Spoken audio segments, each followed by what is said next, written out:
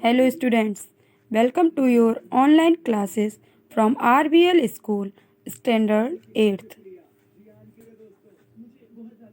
Today we will read chapter 12, A Strange Experience. I will tell you the summary of this lesson. Listen carefully. In this lesson, there was a girl named Alice. Alice अपनी बहन के साथ बैठी हुई है। उसकी बहन एक किताब पढ़ रही है, मगर उस किताब में ना ही कोई पिक्चर्स हैं, ना ही कोई कन्वर्सेशन है। इसलिए एलिस उसे देखकर बोर हो रही है। एलिस बोर होकर इधर उधर देखने लगती है और सोचती है कि वह कुछ और करे। तभी अचानक उसे एक सफ़ेद रंग का खरगोश दिखाई देता है, जिसकी आंखें पिंक कलर की हैं। वह उसे पकड़ने के लिए उसके पीछे भागती है और वो ये देखकर और भी चौंक जाती है कि वह खरगोश खुद से बातें करता है, जो कह रहा है, ओह डियर, ओह डियर। ये जो खरगोश है वो एक वेस्ट कोट पहने हुए है और उस पर एक घड़ी लगी हुई है। एलिस उसके पीछे भागती है, मगर वो कहीं झाड़ियों में छिप जाता है। वह दोबारा उसे ढूंढती है और उसे देख लेती है। वह फिर से उसके पीछे भागती है। तब रैबिट एक होल में घुस जाता है। उसके पीछे पीछे वह भी भागती है। तभी वह अचानक एक गहरे कुएं में गिर जाती है। वह कुएं में बहुत धीरे धीरे गिर रही है और अपनी बिल्ली के बारे में सोचती है। उसकी एक बिल्ली है जिसका नाम दिना है। वह उसके बारे में सोचती है कि अब वो कैसे रहेगी, वो शायद उसे याद करे। तभी वो अचानक नीचे और तेजी से गिरने लगती है। उसे अचानक से एक जार दिखता है जिस पर ऑरेंज मार्मलेड लिखा हुआ था। वो सोचती है कि इसमें कुछ खाने को है, मगर उसकी पुअर डेस्टिनी कि उसे वो खाली मिलता है और उसमें कुछ खाने को नहीं होता है। धीरे धीरे वह और तेजी से नीचे गिरने लगती है।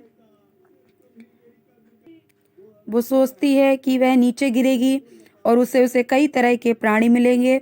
तभी नीचे से धम की आवाज़ आती है और वह एक सूखी पत्ती और लकड़ियों की गद्दी पर गिर जाती है। वह जल्दी से उठती है और खड़ी हो जाती है। तभी वह एक टेबल को देखती है जो शीशे की बनी होती है और जिसके 3 पैर हैं। वह अपने चारों तरफ देखती है। वहाँ चारों तरफ अंधेरा है और उसे वह एक बड़े से कमरे की तरह दिखाई देता है। उसमें बड़े से ताले लगे हुए हैं। जब वो टेबल पर देखती है तब उसे एक गोल्डन कलर की दिखाई देती है, मगर ये चाबी बहुत ही छोटी है जिससे ये ताले नहीं खुलेंगे। वह दोबारा इधर उधर देखती है। तब उसे एक पर्दा दिखाई देता है।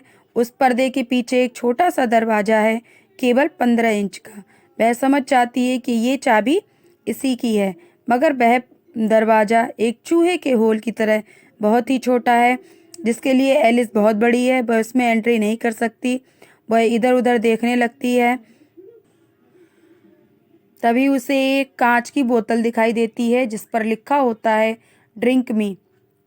लेकिन वह इतनी जल्दी उसे नहीं पीती है, क्योंकि उसे पता है कि इन बोतलों में जहर भी होता है जिससे बच्चे पीकर मर जाते हैं।